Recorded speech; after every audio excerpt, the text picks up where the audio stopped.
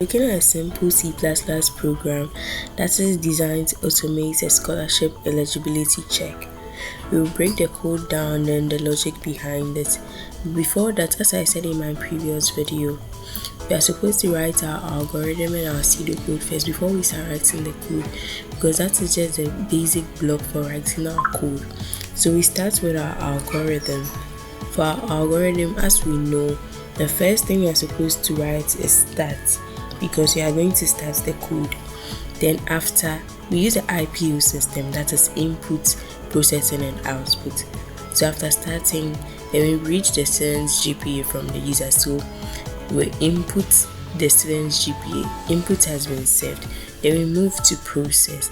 Process is where we need to think a bit. In this, we are going to analyze a condition. That is, we check if the CGPA or the GPA is greater than or equal to 3.5.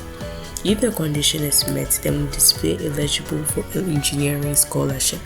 If not, then we display not eligible for engineering scholarship.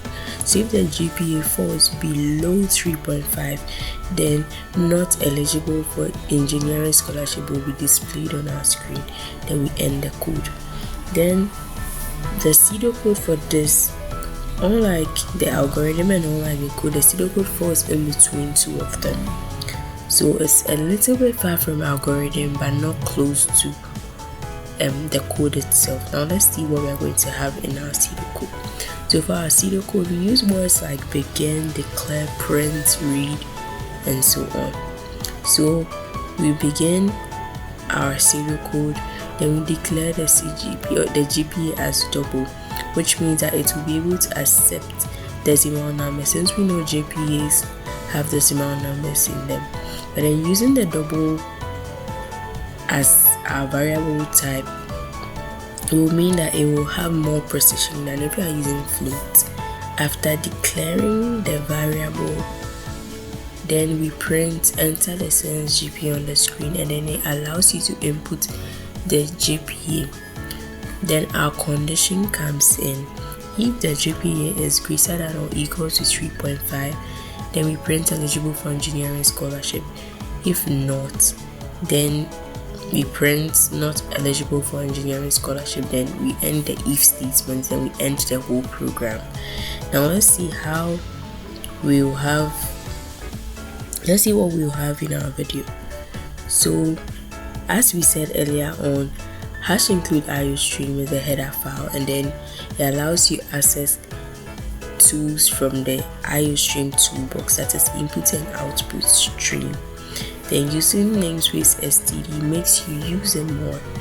Then into the main loop.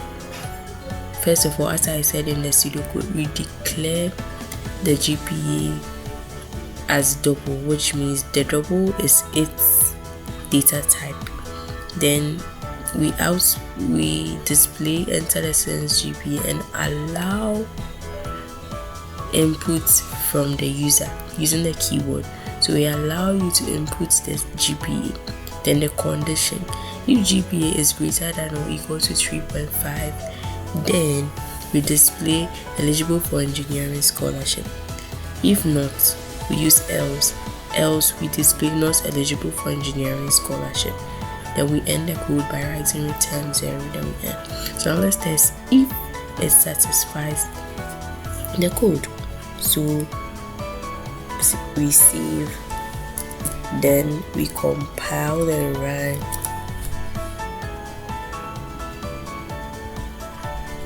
Good. So enter the student's GPA, and I'm entering 2.5, and it's just clear they're not eligible for engineering scholarship. What if I enter